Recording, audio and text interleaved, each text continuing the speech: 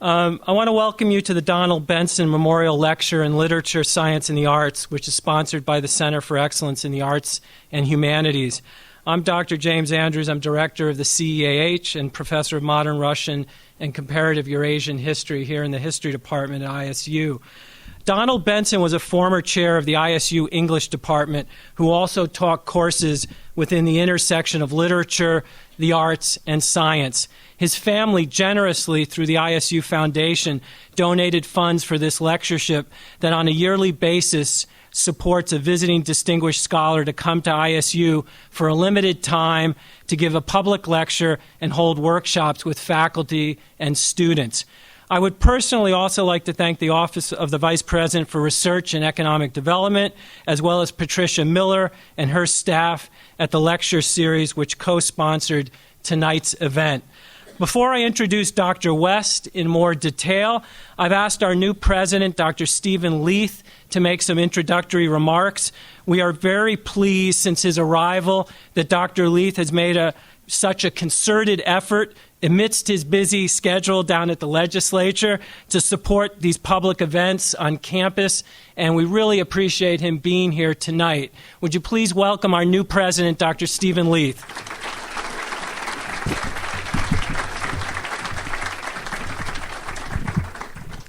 I think he's also pleased that I use what little presidential power I have to get them to open the door. And hopefully that will provide a little bit of relief for us. It is my pleasure to add my welcome to all of you. When I came to Iowa State, it became quickly apparent to me that the university prided itself on its rich educational opportunities, and a lot of those are the classic type experiences we see in class every day, but many of them are these what I call extracurricular activities like tonight. And as I've been here the last 10 weeks, I've been to a number of them, and I'm always very, very pleased and a little bit surprised at the tremendous turnout we have. Every time we have to start a lecture a little bit late because we need to bring in more chairs, I'm a little bit happier and a little bit prouder, and so I thank all of you for attending tonight, which I think will be a really exciting lecture. I do want to say also that I am grateful to the Center for Excellence in the Arts and Humanities and Director Andrews for putting on this series and specifically this lecture tonight. But I'm more pleased about the overall effort they have in keeping our humanities and our arts strong at Iowa State University. This is a great land-grant university, but it can't be a great land university now or in the future if we don't have really strong arts and humanities programs. And lectures like this contribute to that. And I'm very supportive of that and very, very pleased to be here tonight, as you'll hear about in a minute. These lectures are often the result of generosity of our friends, our alumni, maybe family members. This lecture is no exception. The family of Donald Benson, our longtime chair of the English department, contributed generously so we could have this lecture series. I want to recognize Dr. Benson's long service to Iowa State, but also the generosity of his family. The last thing I'd like to say is I'm also here for a little bit of selfish reason. I consider myself a student of frontier American history. I've long enjoyed this. When I saw our lecturer tonight, I recognized the name and thought, I wonder if that's the same person, and it turned out to be.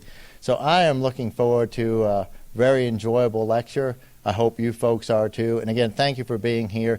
And I'll bring Dr. Andrews up to introduce our speaker.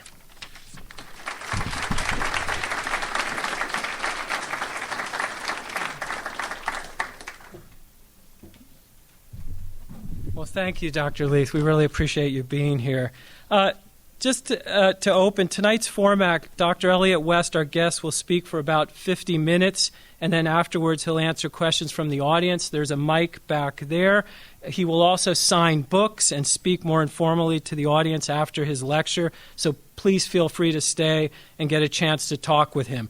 Dr. Elliott West is Alumni Distinguished Professor of American History at the University of Arkansas.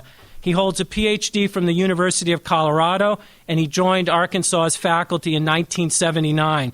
Two of his books, Growing Up with the Country, Childhood on the Far Western Frontier, and The Way to the West, Essays on the Central Plains, received the Western Heritage Award. His book, The Contested Plains, Indians, Gold Seekers, and the Rush to Colorado, received numerous awards, including the Francis Parkman Prize and the Penn Center Award. His most recent book is The Last Indian War, the Nez Perce Story. Dr. West is also the recipient of numerous teaching awards, and in 2009 was a finalist for the Robert Foster Cherry Award, recognizing an outstanding teacher in the nation. Would you please welcome Dr. Elliott West?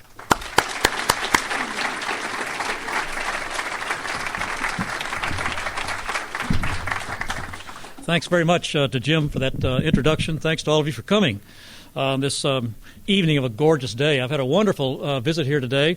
A long day, but a great day. This is my first chance to come to the campus here at Ames, and I've enjoyed it. It's a beautiful place. What a wonderful place. I hope I can get a chance to come back. See again some of the friends I met today, to see again some of my friends and former students who are on the faculty here. I want to thank certainly the university for the invitation here. Thank specifically the Center for Excellence in Arts and Humanities for the invitation and for putting this together, and certainly to thank the Donald Benson family for their generosity in endowing this lecture series. It is so promising for this university. The topic, as you can see here, the West before Lewis and Clark, 3 Lives, was inspired by if you can remember this, the endless celebration, the bicentennial celebration of the Lewis and Clark expedition, 1803 to 2003. By my calculation, the celebration of the expedition took roughly 2.7 times longer than the expedition itself. Seemed to go on forever, and there are good reasons for that, of course. The Lewis and Clark expedition is one of the great American stories. The Lewis and Clark journals, in my opinion, are a masterpiece of American literature.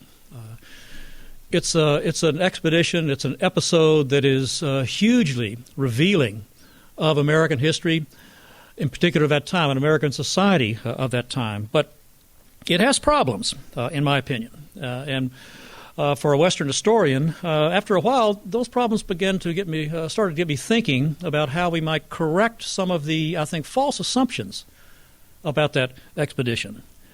We might begin with this image, the gorgeous Gateway Arch in St. Louis. Just a quick show of hands. How many of you have been to the Gateway Arch? Yeah, well, you're pretty close to it. One of my favorite spots in the United States, one of my favorite monuments, this sort of soaring silvery arch that rises above St. Louis on the banks of the Mississippi. It really is something. But it's also like most historical monuments. It's a monument with a message. It's speaking to us, whether we recognize it or not. It's speaking of a particular perspective on the United States, on the land, and a particular perspective on American history. It's called, of course, the Gateway Arch. A gate can be passed through in 2 directions, either way. But no one, it took me literally a couple of hours Googling on the web to find a photograph of the Gateway Arch looking from west to east, from St. Louis across the Mississippi. You see a silo rather than this view. It's a gateway, but it's obviously a gateway that's meant to be passed through in only one direction, from east to west. That perspective, then, is a reminder that this is the way we are supposed to look at that country beyond there. It's country that you enter from the east, that you come in from the Atlantic coast. And that is a reminder that this is a perspective, an historical perspective. It's a particular way of thinking about the course of American history. And that way of thinking tells us that American history begins on the Atlantic coast, and it marches westward until it comes to places like the Mississippi, and it passes across the Mississippi and through this gorgeous arch into the west, into the country beyond. The assumption there is that it follows from that history through that arch doesn't really start until this east to west movement passes across the Mississippi, through St. Louis, through that first line of states, and into the country beyond. Before that, there really isn't anything going on. Nothing much is happening. Somehow, the Native American people beyond there have managed to survive thousands of years without being bored to death because, there's no history. And this, of course, is the message, the larger mythic message of the Lewis and Clark expedition. That's what we were really celebrating. We were celebrating not just the expedition, not just these two extraordinary men in the story. What we were really celebrating is the point that in 1804, when Lewis and Clark and the Corps of Discovery poled their way up the Missouri River, they were really setting Western history in motion, setting in motion the American possession of the Far West and the story of that part of the country. Summed up, if you go to the Arch and go down to the museum below, you see this beautiful panorama of photographs, and beside it, these quotations from the Lewis and Clark journals, and the photographs are all of a country that appears to be howling wilderness, and the entries beside it all make basically the same message. We are entering this unstoried country. The very famous quote from Meriwether Lewis as the expedition was leaving the Mandan villages in the spring of 1805, and then he wrote in his journal, "We are now embarking on this great journey into the unknown, where the foot of civilized man has never trod." We are moving into country that really has no history of its own. No. What I want to ask you to do this evening, is to think of the map not so much in terms of this one showing the expedition, but rather to think of that country as without the expedition. Somehow, if you can, sort of erase the memory of this mythic event and look at it and to ask the question, what was going on there at the time that Lewis and Clark entered that country? What had been going on there for the years before? And I want to look at that and suggest to you that, in fact, Lewis and Clark were entering this country at a time of vibrant and tumultuous change. That this change had been going on in some sense, of course, for thousands of years, but this pace of change had picked up, had accelerated enormously, more than a century and a half before the coming of Lewis and Clark. That they were stepping into the West, stepping into this country at a time of incredible, one of its most turbulent periods of all its history. And I want to do that by looking. It's a method that I think all teachers learn can work quite well in a classroom. I want to do that by individualizing these points and to look at these changes going quite a ways back through the lives of three individuals. To follow these lives. They kind of connect quite nicely. These are ordinary people. We have no idea what they look like. There's not an image of any one of the three. One of the three, as you'll see, we don't even really know her name. But they are ordinary people whose stories are very illustrative, very revealing of what had been going on in the United States for quite a while at the time that Lewis and Clark began their journey up the Missouri River. First, this fellow, Jean l'Archevêque. Jean l'Archevêque, a French teenager. He was born in France in 1672, came with his family to the French West Indies, and was with them there when, at the age of 12, he joined the expedition of someone whose name is quite familiar. If these people are largely unknown and ordinary, this man is not. Robert Cavalier Sieur de La Salle. One of the great explorers of his age. It's La Salle who is best known as being the first European, the first non-Indian to trace the course of the Mississippi, to follow the Mississippi all the way down to its mouth at the Gulf of Mexico. And by doing that, what La Salle did was to lay claim for his country and for his king, Louis XIV, to lay claim to all of the watershed of the Mississippi, all of that land draining from the Appalachians westward to the Mississippi, all of that land draining from the Continental Divide on the west into the Mississippi, a huge domain, including the western half of that, which 121 years later would be sold by France and Napoleon to Thomas Jefferson, a land that he named after his king, Louisiana. Well, this was, of course, a huge breakthrough for the French in their efforts to expand their empire in the New World. La Salle is less known for an expedition that followed up on that one, this one 2 years later. The first one was in 1682. This one 1684. And Jean L'Archevêque was 12 years old, and he signed on to this expedition as sort of a cabin boy helper. This expedition was to follow up on the first by sailing around, not going down the Mississippi, but sailing around through the Indies, up over to the Gulf Coast, and La Salle was supposed to establish a post at the mouth of the Mississippi to kind of anchor this great coup that he had accomplished before. Well, he picked up some folks in the Indies, and he set off to do that. But instead, he somehow missed the mouth of the Mississippi, which, in my mind, raises some questions about his ability as an explorer. How do you do that exactly? Turns out it's actually a little harder than you think. But he claimed to have missed it, gotten sort of lost, and instead established a post right there at Matagorda Bay in Texas. He called it Fort St. Louis.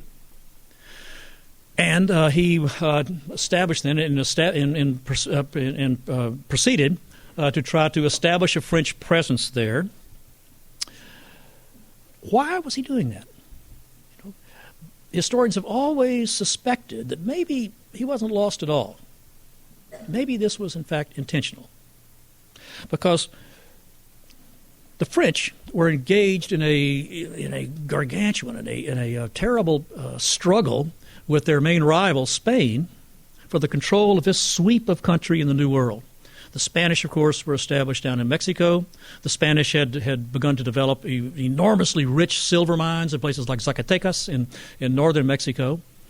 And the French quite clearly had ambitions to push out of this newly established position in the Mississippi Valley southward and westward against the Spanish in this area that was very poorly known and very poorly garrisoned by the Spanish. So the suspicion has always been that La Salle never intended to go to the Mississippi. La Salle always intended to go exactly where he went, to the Texas coast, and to use that as a departure point to push south and west against the Spanish. Maybe so. Frankly, I think there's something to that. He set out, he said, to try to discover to find the Mississippi once he realized that he had missed it, and he went west, eventually going to the Rio Grande. Well, if you're on the Texas coast and you're looking for the Mississippi, you don't go west. So he probably was sort of pushing, feeling against the Spanish at that time. But what happened was an unmitigated disaster. All of his ships sank.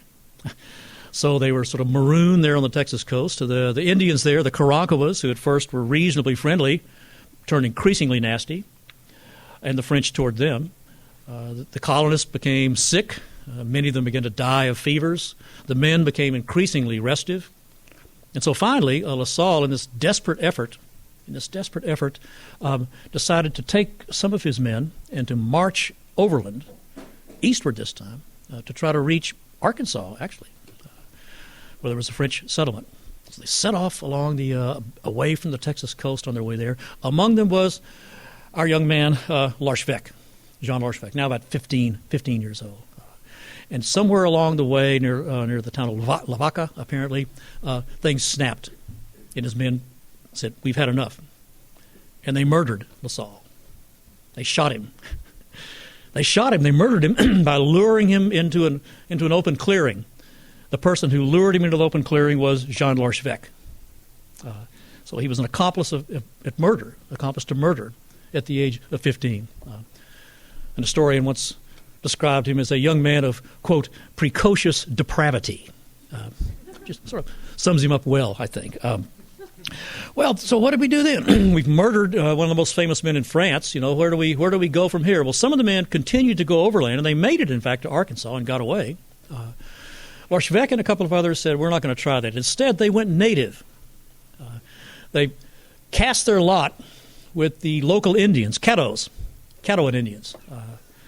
But, that's not the way he wanted to spend the rest of his life. And so L'Archevêque, now mid-teens, managed to smuggle a letter out through Indian traders to the Spanish down in Mexico, saying, in effect, come arrest me.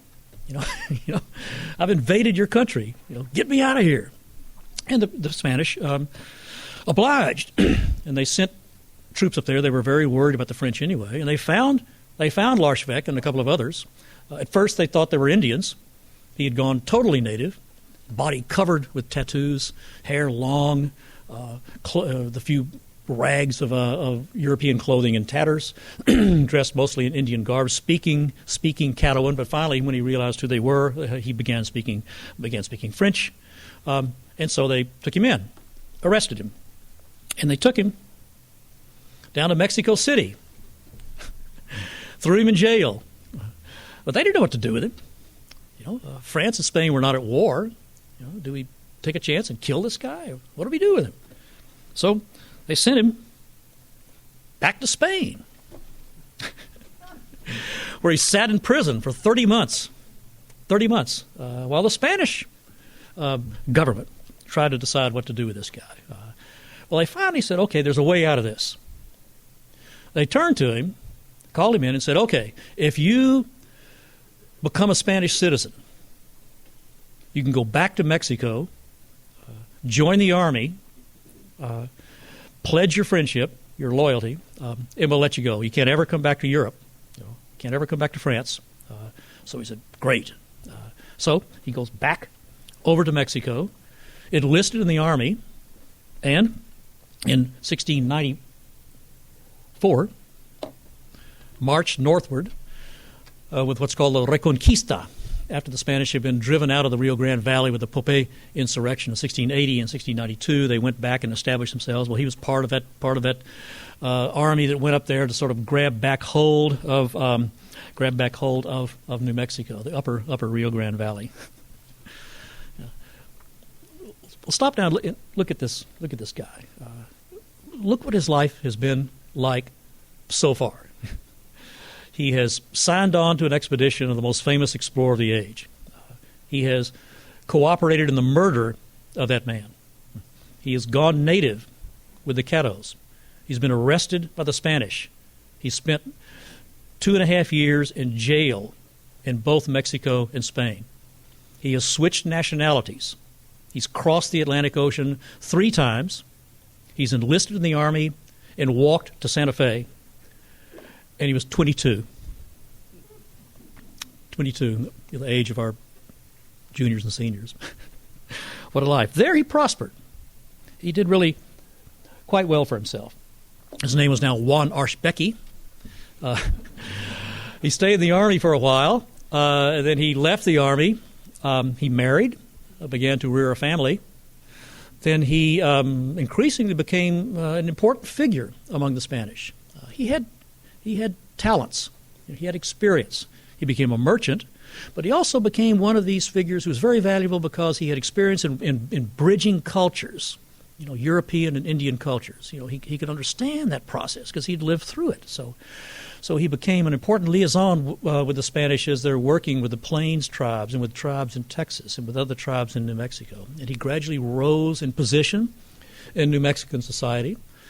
His wife died, and he remarried in 1719, remarried the daughter of the alcalde, that is the mayor of Santa Fe. The governor of New Mexico Territory was the witness at his marriage. So this kid now has risen up, to the top of his world by 1719, refashioned an entirely different life. But once again, the Spanish were worried, and once again, they were worried about the French to the east. The French now were pushing again against the Spanish, this time not down toward Mexico, but now directly out onto the Great Plains, challenging the Spanish over here in this area between the Mississippi Valley and the Rio Grande Valley. And it was getting dangerous, the Spanish decided. What was most alarming is that they heard they were beginning to make contact with the Spanish Indian allies on the plains, particularly the Pawnees, the powerful Pawnees. And they heard that they might be giving them guns. And that was scary. So in 1720, the Spanish organized an expedition to go up and check this story out. It was a huge expedition for the day, and it was to march all the way across the plains and end up just really not far to the west and south of Ames, Iowa, over there in eastern Nebraska along the Platte and the Loup rivers, and to make contact with the Pawnees. It was to be led by a man named Pedro de Villasuer, who was a prominent military figure, and an obvious man to go along as sort of his right-hand man was Juan Archbecki. He used to be French. He knew Indians. You know, he was the guy. He was the guy that they would need. So this was his job, and he went along. Well, they did find that the French had made contact with these Indians, with the Pawnees. They did find, in fact, that the French had been supplying them firearms. They did find that the worst of their fears were true, that in fact the Pawnees were drifting over into the French camp. They made contact finally with this one very large Pawnee village. The mood was very cold. The next morning, the Pawnees fell upon the Spanish camp in a surprise attack using French firearms, and they killed virtually everybody. This was one of the great disasters of Spanish colonial history over there in eastern Nebraska. They killed most of the Spanish soldiers. They killed many of the Indian allies that they brought along with them, and they killed the commander, Pedro de Villasuer, and they killed the guide, interpreter, whatever, Juan Archbecki, Jean Archbecq. It was the first anniversary to the day of his remarriage to the mayor's daughter when Juan died there on the plains. So a disaster for the Spanish, and what an ironic end for our first character. This man who comes to America, comes to the New World as a Frenchman, who goes to the interior, what will become the West, as a Frenchman, and who ends up a Spaniard and dying at the hands, indirect hands, of his native people, of his native countrymen. Quite a story, and like so many, like all of these stories, really, what we see here is this shifting, shadowy question of identity. You know, by the end, what was he? Was he French? Was he Spanish? Was he Karankawa? Was he Catawban? Something of all of them. Second life. We don't know her name. She was a woman of the Missouri tribe, sometimes more often called the Missouris. She lived south of here, almost due south of here, in a village. She might have looked something like that, drawing of a Missouri woman. Lived in a village like this, at the mouth of the Grand River of Missouri, where it enters the Missouri River. She had a son, like in that portrait. And in this village, 4 years after the Villasuer calamity, in this village, they were visited by this man, Etienne Bourgmont, himself a fascinating character with a very checkered past and story. Bourgmont had come up from New Orleans, sent by the French government to follow up on the great victory 4 years before over Villasuer, to push even more aggressively the French effort to push into this country, now the Great Plains, remember, not to the southwest, but onto the plains. Why would they want to do that? Why were the French interested now in pushing? It wasn't silver mines. Why were they interested in pushing westward out onto the plains? The answer to that has to do with another critically important figure in the diplomacy of this time. Beavers. Beavers, the fur trade. The fur trade, the very cornerstone, the economic cornerstone of the French Empire of the middle of the continent, of the Mississippi and Missouri valleys, was the trade in the beaver pelts, which was carried on for the production of hats with pelts like this one. This was an enormously lucrative trade, and one that spanned over dozens of meridia, from eastern Russia all the way now to the center of the American continent. This was, while this was, of course, also a matter of national ambition, this was big business. So if L'Archevêque's story reminds us that long before Lewis and Clark, and remember, at the time that Juan Archbecki dies in Nebraska, we are still 84 years before the Lewis and Clark expedition. And now we're 80 years, still 80 years before, when Bourgmont arrives in this village. Long before Lewis and Clark, there was this not only imperial competition, but there was this very brutal competition that's essentially economic, involving what is probably the second most lucrative business in the entire Western world. Only sugar could make you more money, make a nation more money than furs. And so the French were determined to push out their fur trading empire, centered on the Mississippi Valley and the Great Lakes, to push this westward out on the plains. And to do that, they needed Indian allies.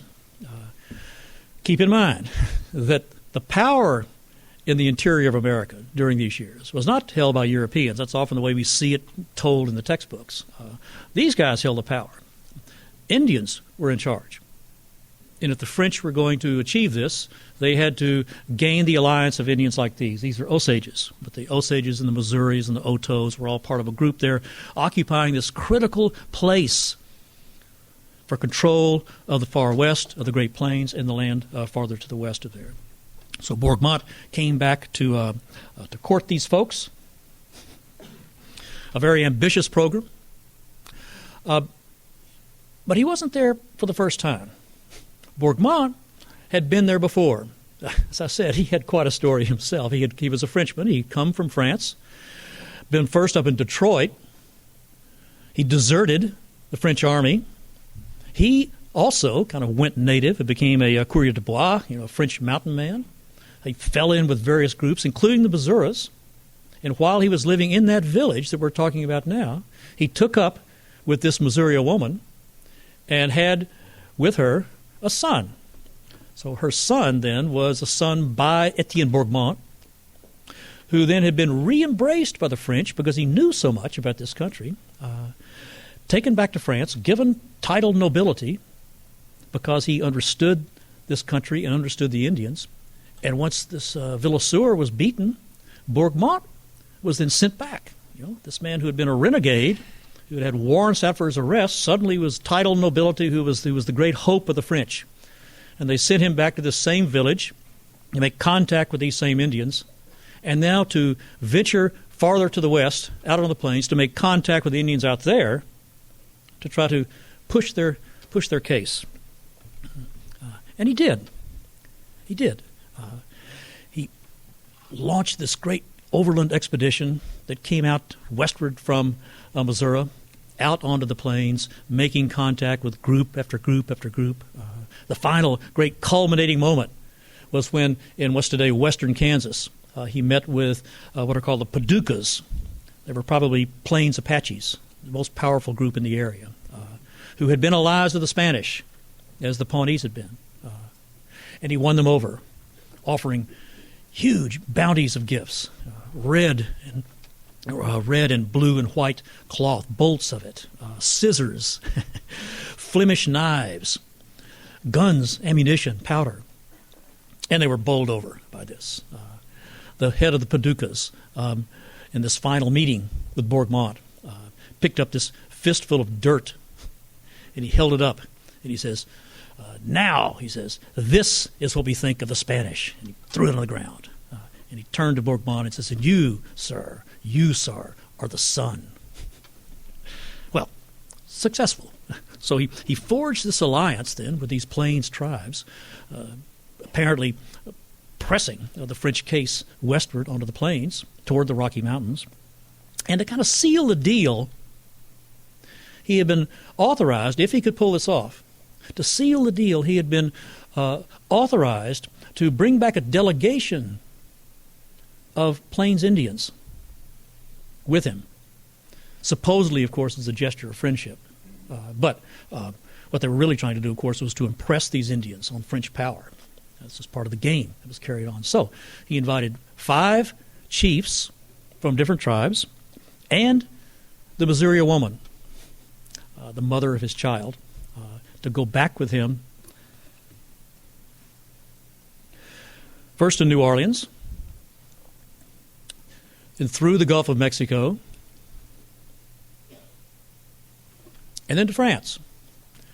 So these 6 Indians from the plains of Missouri took ship across the Atlantic. They landed at Le Havre. They took coach to Paris. The Indians later reported that this was quite a place. These guys had some really cool stuff, including leather cabins on wheels. Those were stagecoaches.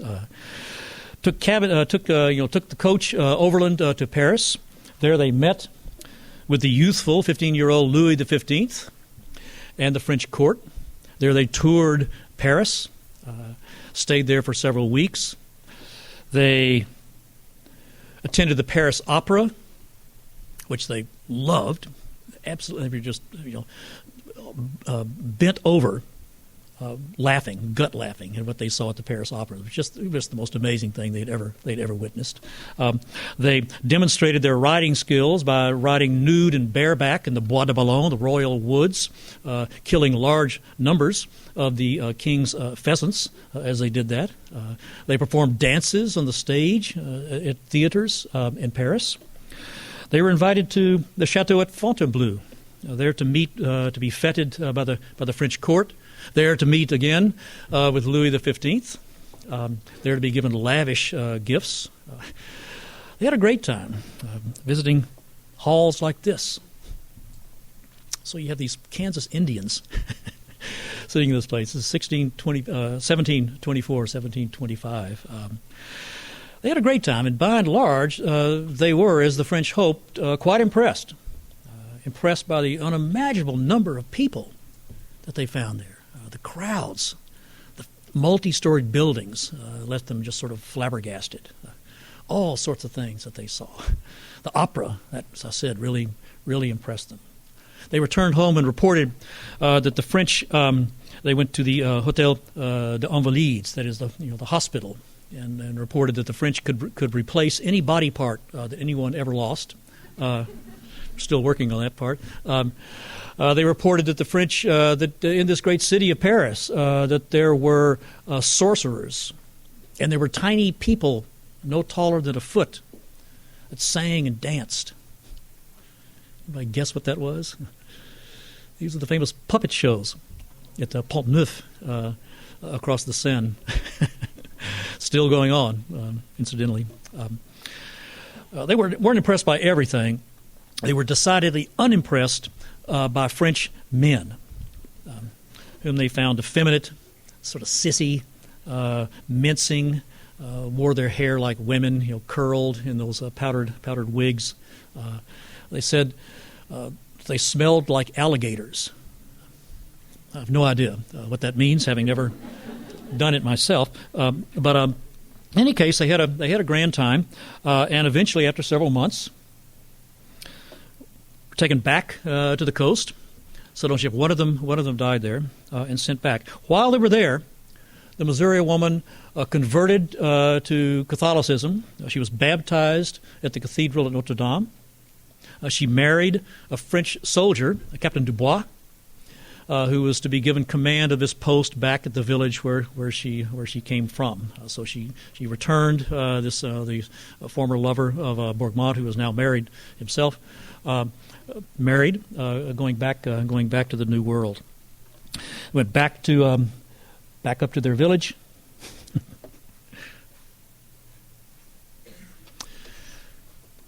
What a trip! Can you imagine the kind of dual worlds that must have seemed like for those people? And once again, as with Jean Archevêque, what was their identity now? How were they changed in their sense of who they were and where they fit into the world by an experience like that? Before they left, they were given lavish gifts, as I said, including things like gold chains. They were given, each one of the survivors was given a large portrait of Louis XV.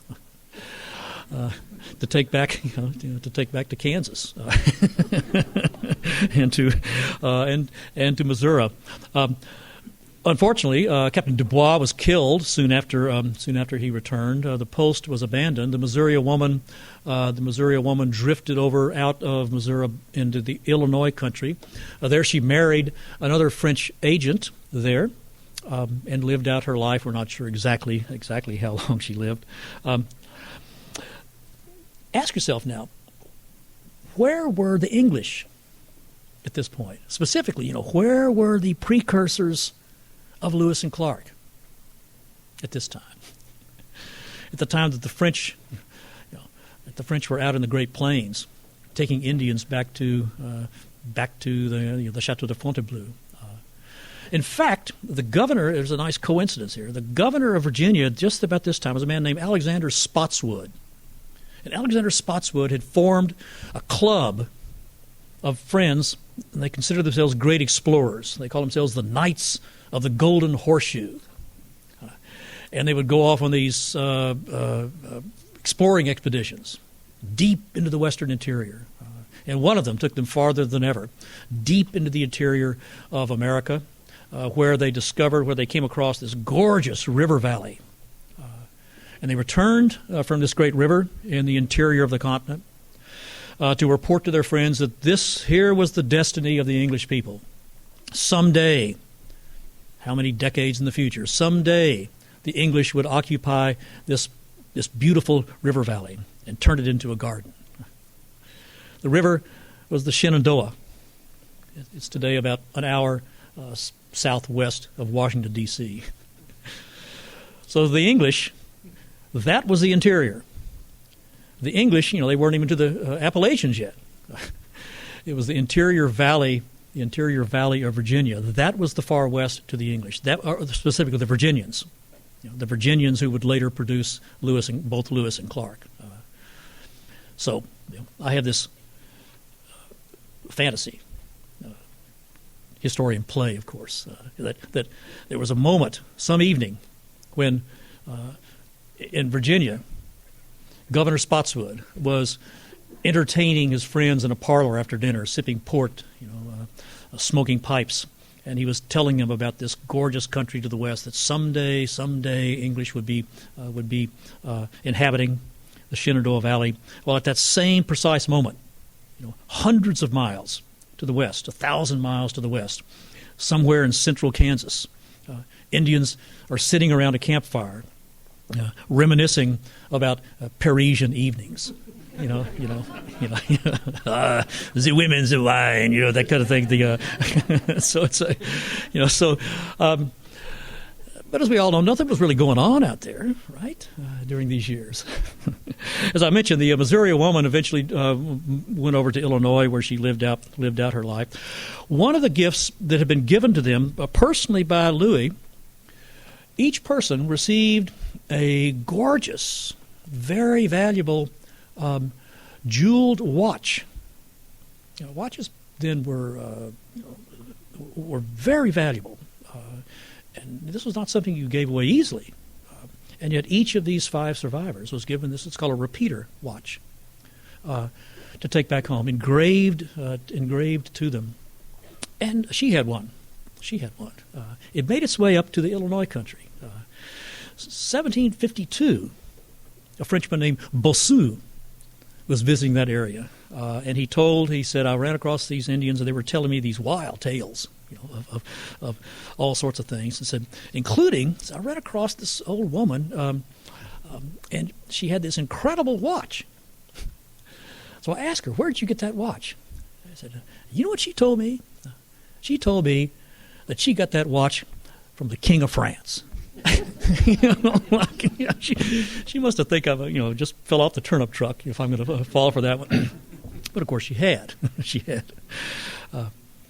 Well, our first story started here, Larchveck, down here on the Texas coast. The second one of the Missouri woman, up there in Missouri, just south of us here today. Third one's on the other side of the plains, in the upper Rio Grande Valley. Taos, New Mexico, actually Ranchos de Taos, New Mexico. If Bossu in 1752 had traveled over to the Rio Grande Valley, to this area, he might have met at that time a 13-year-old girl, Maria Rosa Villalpando. That's our third character.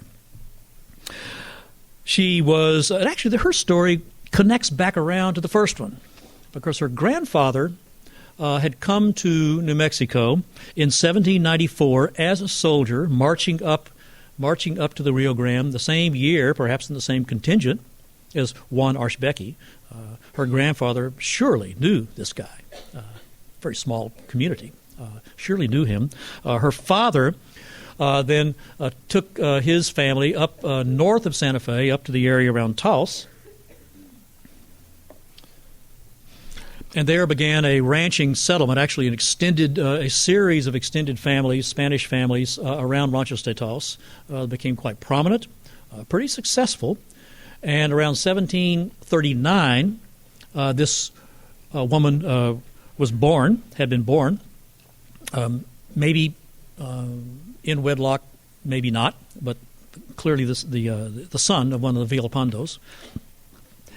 And in turn, she married in 1759 a man named Jose Jaques, and bore him a son, a young son. So in 1760, she was living as part of this extended family around Ranchos de Taos, and they were living in this great walled compound. It was a fort, really, this great adobe compound with two towers on opposing corners with small artillery pieces on each one. Why? Why would you live in such a fortified position? Comanches.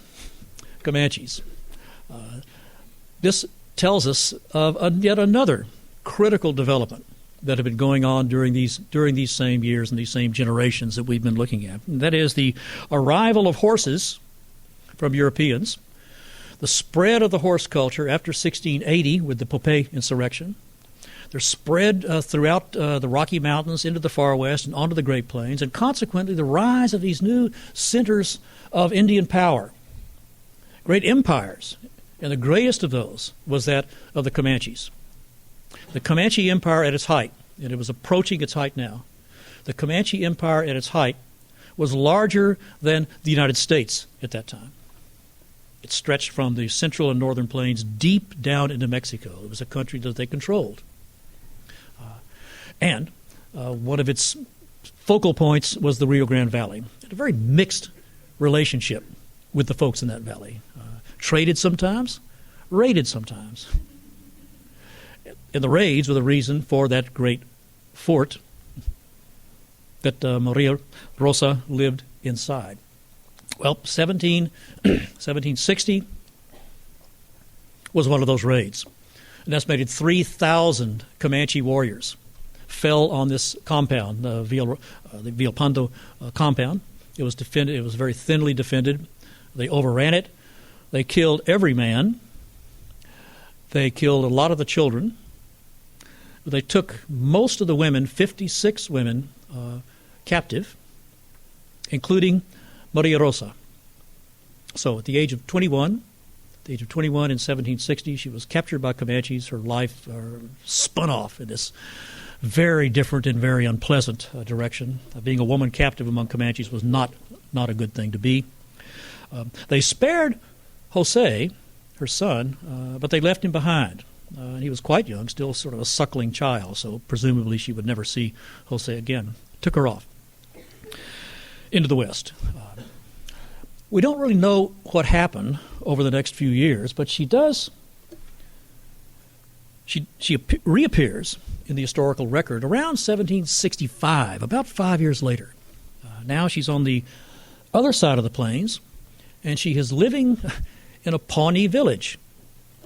A Pawnee village like the one, maybe the same one, perhaps the same one, that Juan Archbecky met his end at. Anyway, she reappears there in the record. She now has a Pawnee husband, and she has borne him a child, later a son, later named Antoine. She was living among these remarkable people. And here's yet another way to look at the West before Lewis and Clark, at this extraordinary splay of native cultures across this country. Each one of them different, all of them fascinating, each one of them deeply imbued with its own traditions and cultures and cosmologies. the French had this extraordinary way of thinking about God.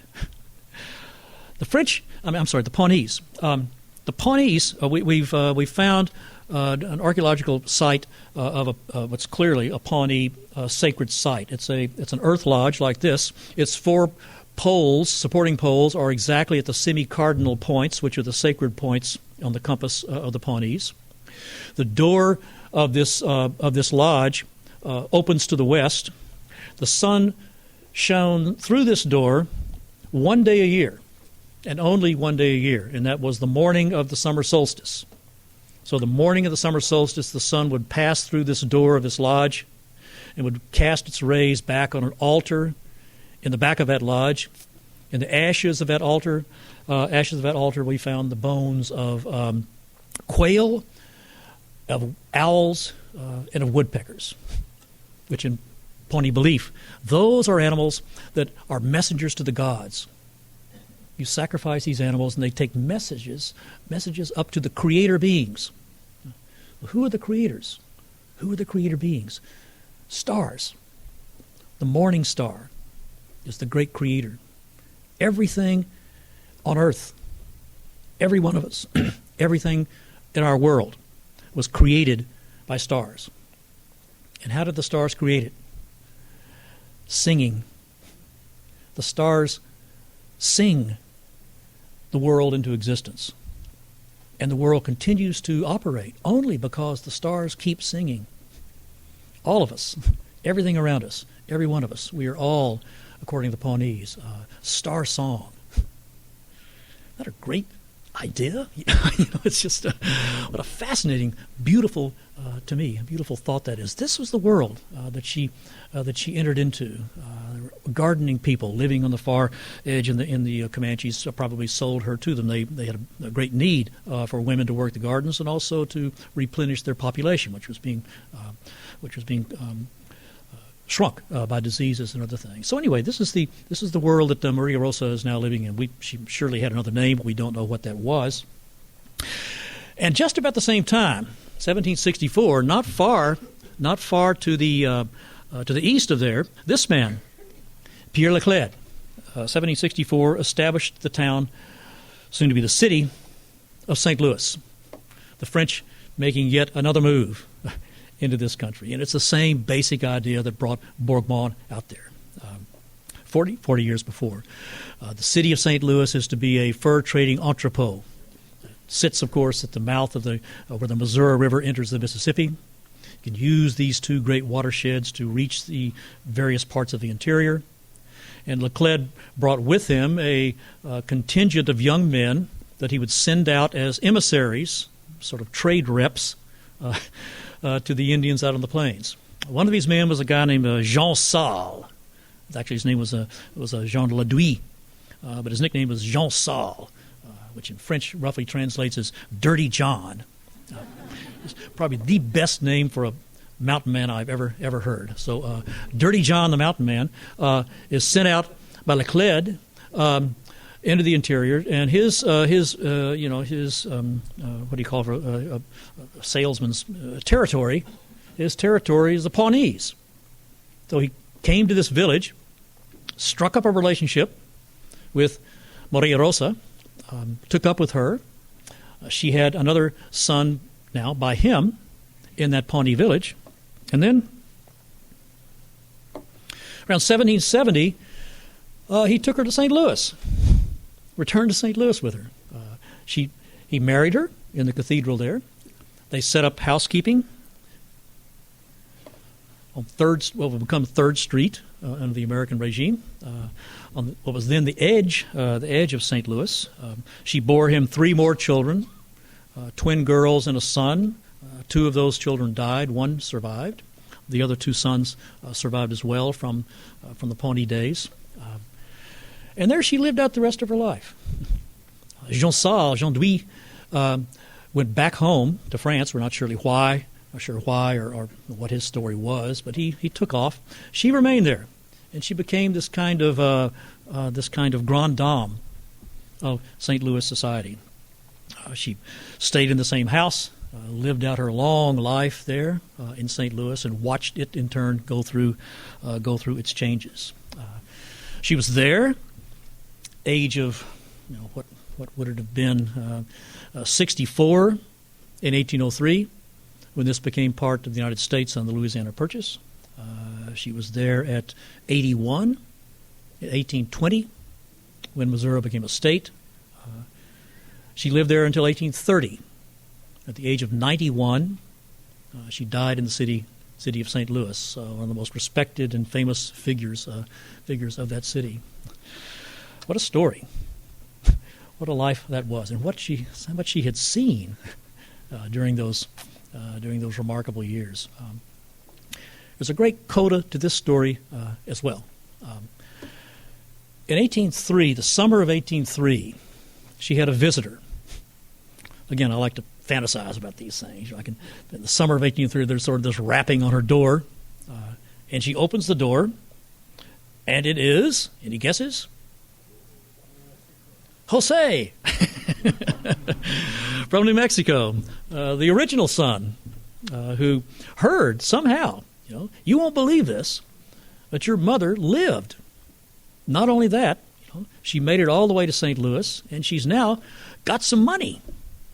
So I suspect that this was no small deal to go from the Rio Grande Valley over to St. Louis. You're still crossing through Comanche country, very, very dangerous trip, and yet he took this trip, looked up his mother, and sort of arrived.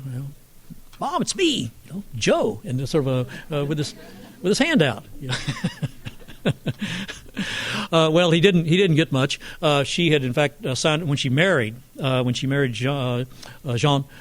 She signed a document saying that while he agreed to take care of all of the other children, that is, the children by the Pawnee man, that the estate would remain only with his children. That is, that he would support any others, but he would not leave them anything. So she sort of paid him off, paid him a nice bit of money, and later he drifted back to New Mexico. But it's quite an image when you think about it, because here's the wonderful coincidence of it. He comes in the summer of 1803. As I say, it's quite a journey, so it's not a thing where you stay for 5 days or a week and turn around and go back. He's going to stay there for quite a while. We don't know how long he stayed, but let's assume he stayed for several months. If he stayed for several months, then Jose Jaques, the son, Jose, would have been in St. Louis when Lewis and Clark went through. He would have been there when these two men in the Corps of Discovery left their winter camp up on the Mississippi and set off from St. Charles, Missouri, up the Missouri. He would have witnessed that. He would have been there. So you can imagine this. Now, once you remember about what had happened, then look at this. This story that we celebrate of these men who are entering this unhistoried land, who are setting out to this place, or setting out into this land where the foot of civilized man has never trod, into country that, as we all know, nothing whatsoever had ever happened. Well, in fact, this brings us back, of course, to this original image, the great arch, the beautiful gateway arch. When you think of stories like that, when you become aware of those kinds of stories, and then look at that arch, it's still beautiful, but the message of it doesn't ring quite as true. Imagine what those conversations might have been like between, she's now Marie Rose, between Marie and her son. He's now in his 40s. He has a large family of his own back in New Mexico. What would they have talked about? She surely would have told him about her extraordinary odyssey through 5 cultures, Spanish, Comanche, Pawnee, French, American. She would have told him all of that. He would have told her his story, about how he somehow survived and became a farmer on the upper Rio Grande. And he might have mentioned, there there are all sorts of people up there now, Mom. Prominent family up there is the Archbeckys, and they're still all over the place up there. Descendants of Jean Archbeck in the Upper Rio Grande. Old Spanish farming families, the Archbeckys. And he said, yeah, this is an interesting guy. In fact, he ended up dying out not far from here because he took this expedition out onto the plains and they killed him. And if so, then she would have said, I know, we killed him.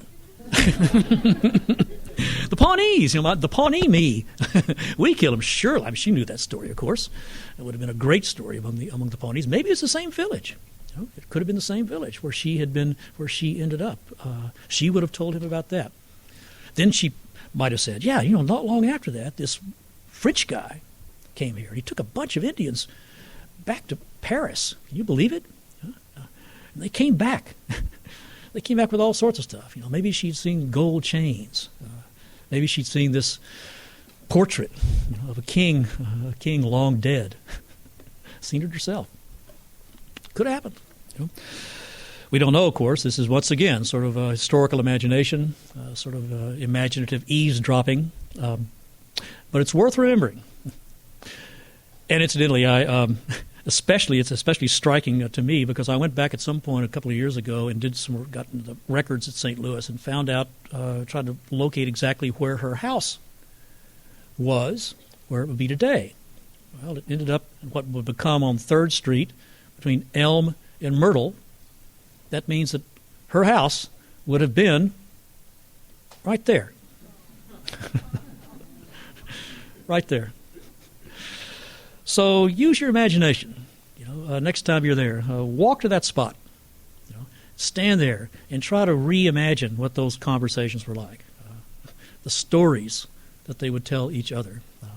And now, walk over there, buy your ticket, and take that ride with those gimbaled cars up to the top of the arch, and look out westward, as you're supposed to do. Look out westward. What you see now, I think, is a very different west in your head. This is not a story where a place, where history has not yet started. This is a place not where the civilized foot of man has never trod.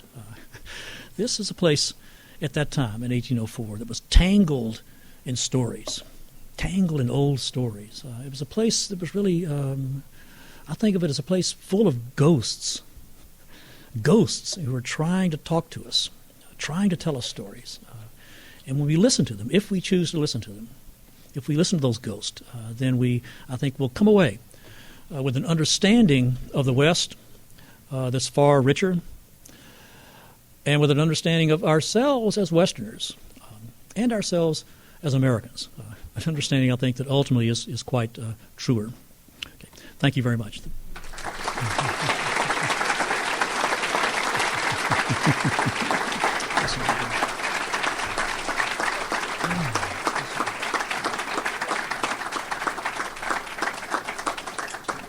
There's a microphone there in the middle, and Dr. West will now take some questions from the audience.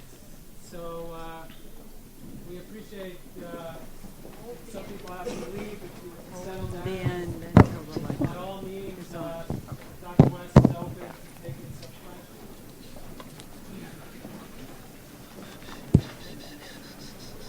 Yes, sir. How many stories did you have? Was it just 3 you found? Of course, there are dozens out there. These are just 3 that I've accumulated over a period of many years. I wasn't trying to come up with something like this. It was just at some point it struck me that they all had something different to say, but along the same themes. And what was really nice about it, it struck me, is they all sort of, it's like a relay. They all sort of touch each other. One leaves off just about where the other one begins, and you can follow them up. And, of course, they end the perfect time and the perfect place in St. Louis in 1803 with the arrival of Jose. Yeah. But it's a good point. There are so many others out there.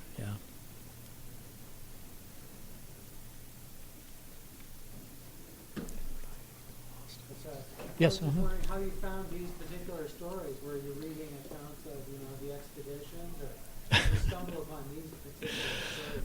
And by the way, these are great, wonderful stories. Thanks for bringing them. Thanks very much. Again, it was just they just sort of coming across them, very different kinds of sources. Lars Beck is someone. I first ran across him. There's this really nice dictionary of frontier biography that this fellow put together, and it's right above my computer. And when I'm want to take a little break or something, I will often pull it down and just sort of flip through it and look at these little short. And that's where I first came across him, and it struck me, God, what a great story. So I began to dig a little deeper. His story was revealed only gradually and over time. It was all revealed by the time I started looking into it. But for the longest time, it was pretty much unknown. And then the great anthropologist Adolf Bandelier in New Mexico, working in mission records in Pueblo and mission records in the Southwest, came across this and realized that this was a guy who'd been part of the La Salle expedition. Others kind of tried to fill it in. The second story was part of Bourgmond's story. That's a little bit better known. She shows up in his published journal. There's also some material from France, newspapers in France that had been translated. I tracked those down. Also got the originals and looked at those. Maria Rosa is the subject of an article.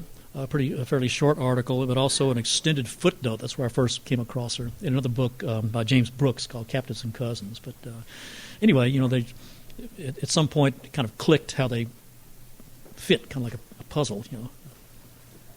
I want to ask a question about the frame of sort of epistemology that would allow someone to write that they were stepping into territory where no civilized foot had trod.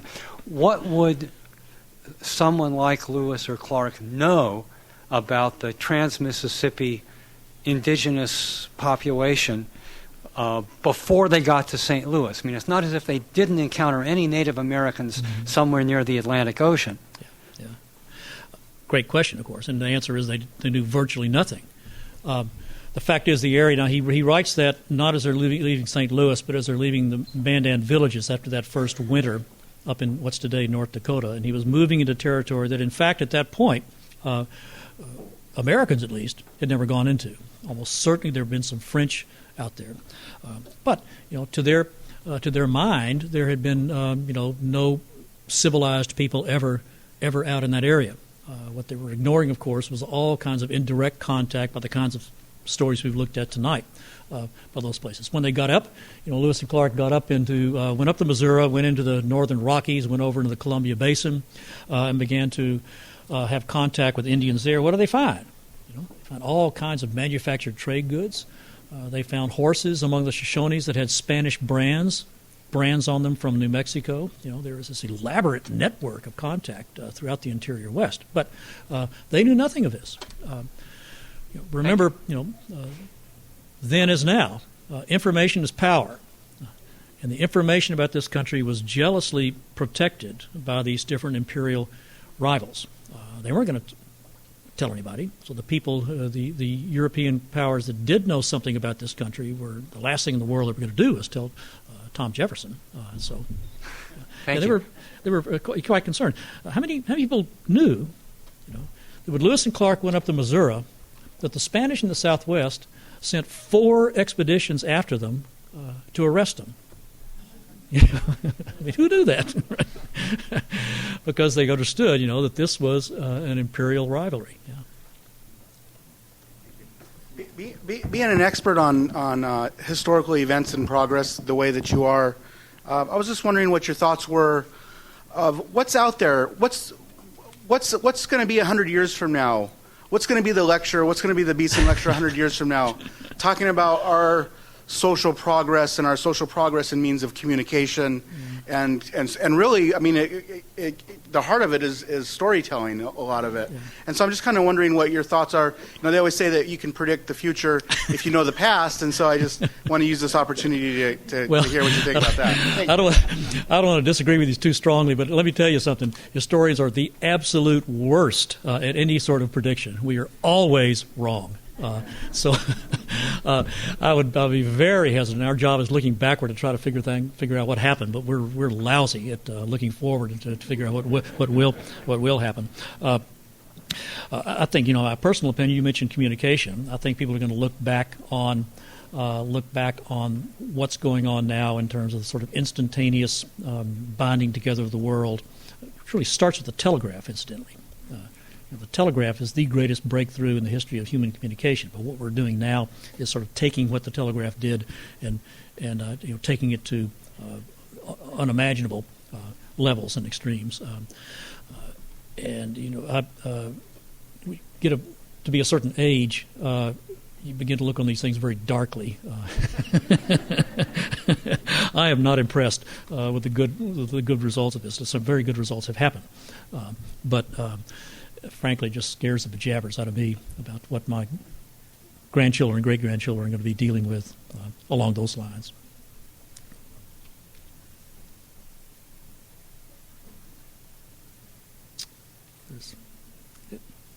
Well, if there aren't any further questions, let's thank Dr. West.